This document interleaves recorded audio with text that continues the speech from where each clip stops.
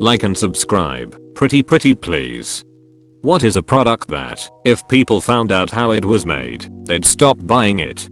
Not really a product, but if people knew how much, and often, people cut corners in construction, I think housing prices would go way down. I don't think I was ever on a job where a problem came up and people were like, okay, let's start over and do this right. Or, especially in bigger construction companies, how much time the employees waste to run the clock. Edit. Guys, trust me when I say I have put my sweat and blood into the industry.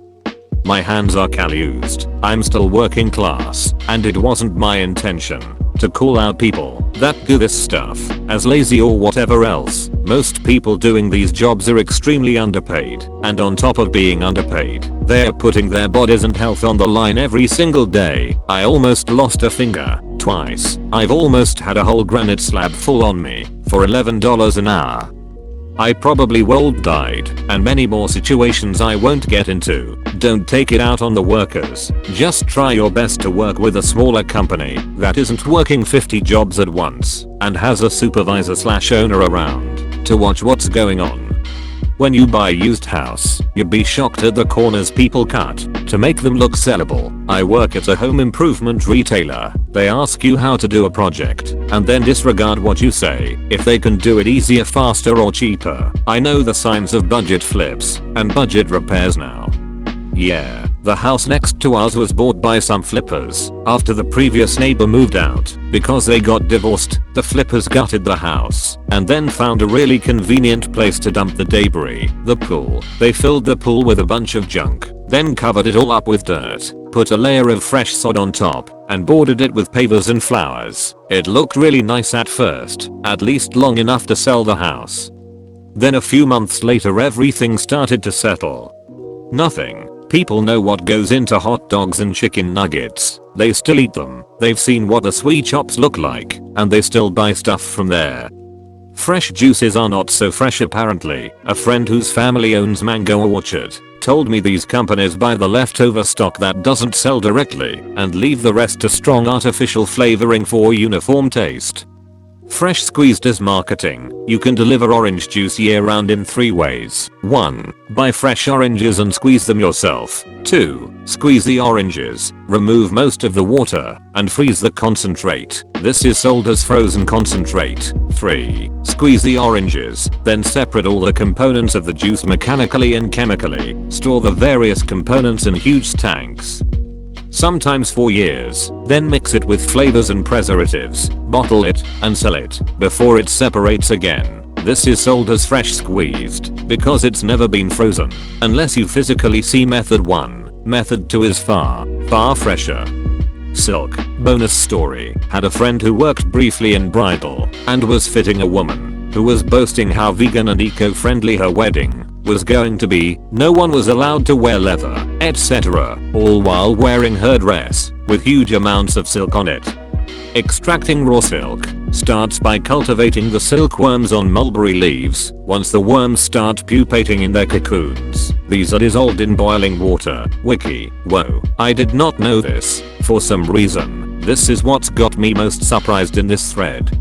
In high school, the girls in my class were horrified to find out what their Uggs were made of. They had no idea.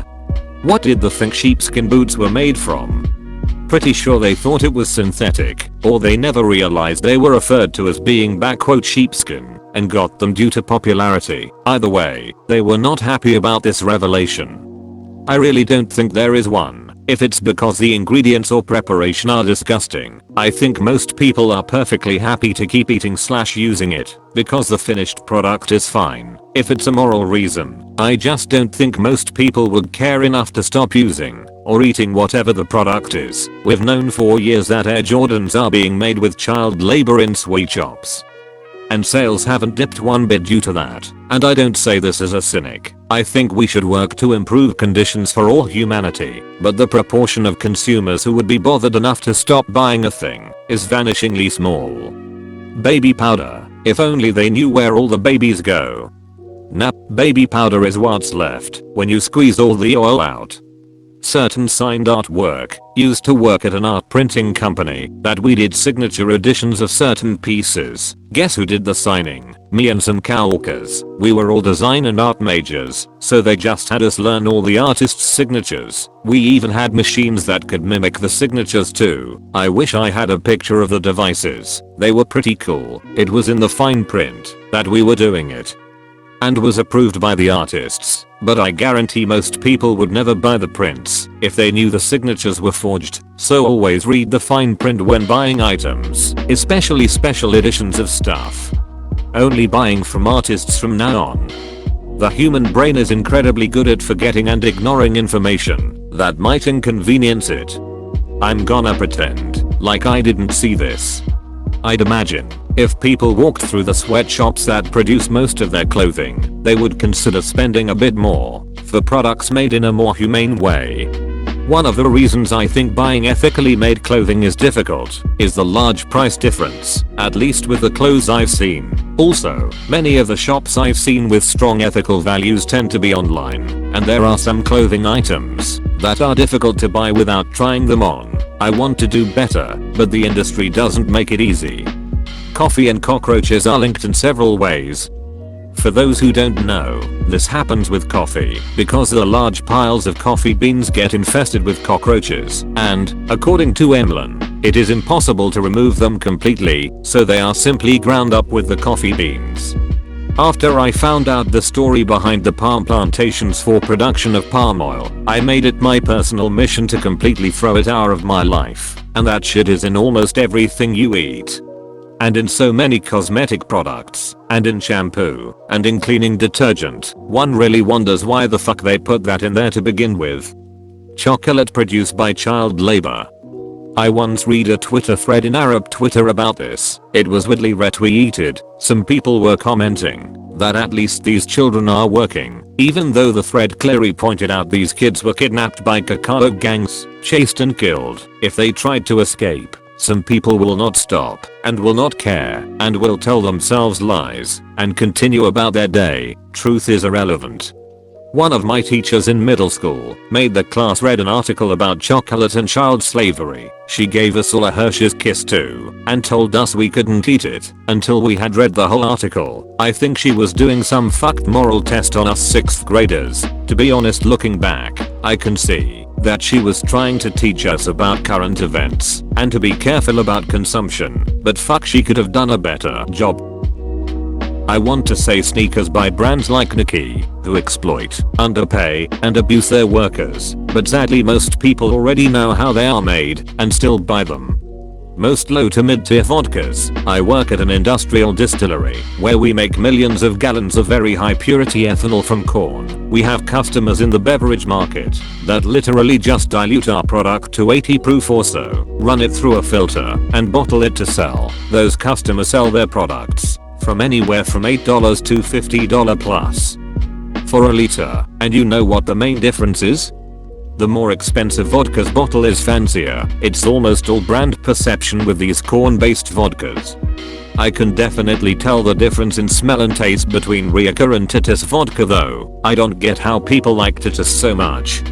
Not exactly a product, but certain legal services. A lot of times, lawyers are just filling in blanks from a template when drafting documents, and many problems can be resolved with a 2-minute online search. If you know where to look, if the public had the knowledge of, and access to the resources available to lawyers, there's an awful lot people could figure out for themselves. Of course, that's not to say it's a good idea to DIY a legal matter.